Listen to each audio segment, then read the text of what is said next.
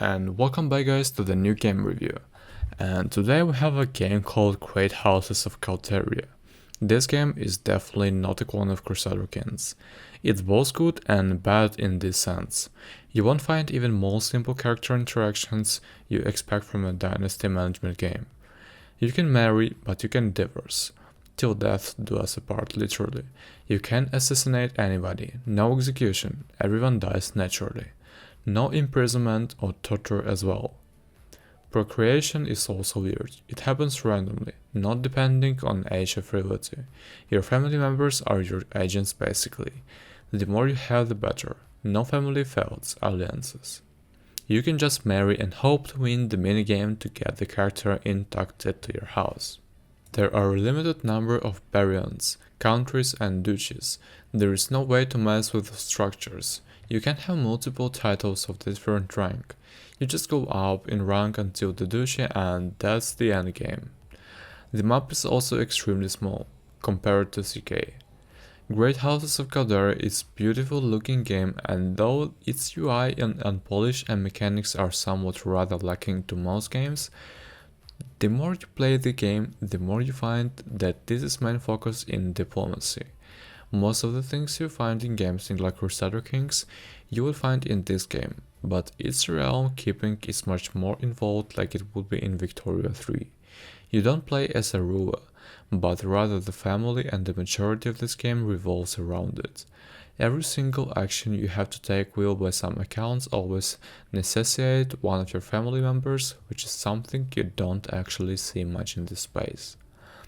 Combat in this game may look unintuitive at first because of how it looks, but it's surprisingly far more intuitive than most games where you just go gun for the biggest baddest army numbers or combine the most decked out elite squadrons. Warfare in the game follows a system in which an army is led by your family members assuming the position of a general, and you would summon units where each unit will consume resources in your realm to be made as many times as you can, creating your army. Having created your army, you walk around the map by land until you find the enemy and meet in battlefield. Each unit having your own quirks, weaknesses and strengths. Archers are able to strike enemies that far away so they don't need to take damage. Infantry don't have so much damage but are good placeholder defender and relatively cheaper. Cavalry is able to take over in the field faster and are good at destroying infantry. Your family member also joins the battlefield as their own unit with own specific bonuses depending on their character and stats.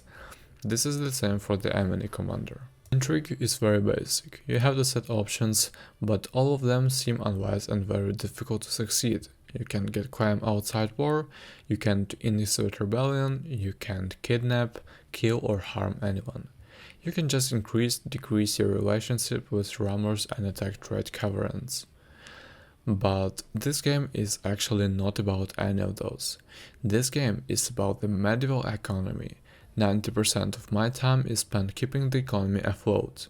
Your main power comes from the population, and increasing population is very hard. When you win a war, you can get one pope for 1 year as a war goal. You need to constantly find training partners, because you won't be able to produce anything yourself with limited number of popes.